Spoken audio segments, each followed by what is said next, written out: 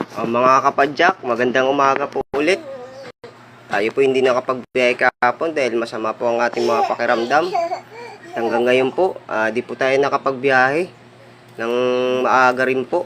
Halos kagigising lang din natin dahil talagang masama dahil naambunan, init, ulan po ang ating kalaban dyan sa pagpapadyak. Tapos pawis, natutuyuan po tayo ng pawis.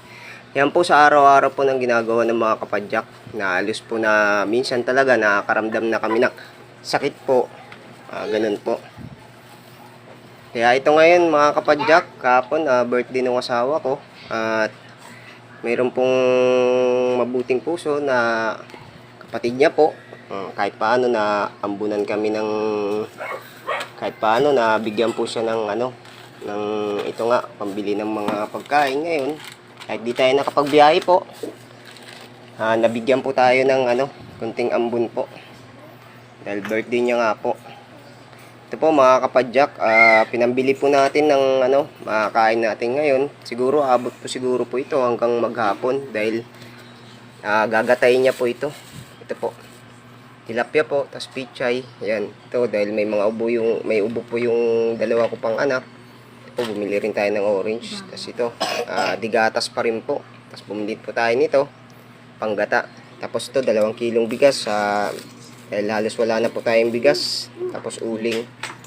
Ayan mga kapadyak. Hindi ko po alam kung ano na nangyayari doon sa bike ko po na nakaparada sa may gutter.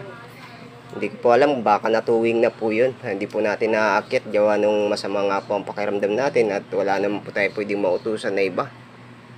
Sana dyan sa mga nakakapanood dyan, like and share nyo po.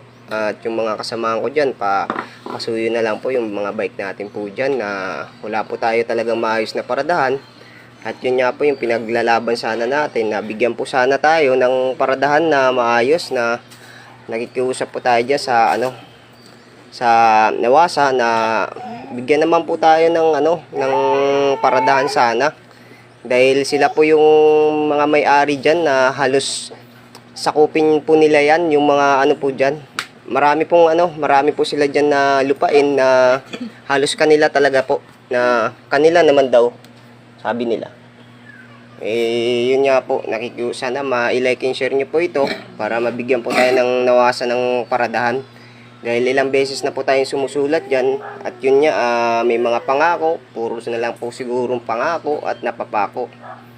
Kaya ito ngayon, muli kaming susulat ulit dyan sa Nawasa daw na mabigyan po sana kami ng paradahan ng mga pedicab po, ng mga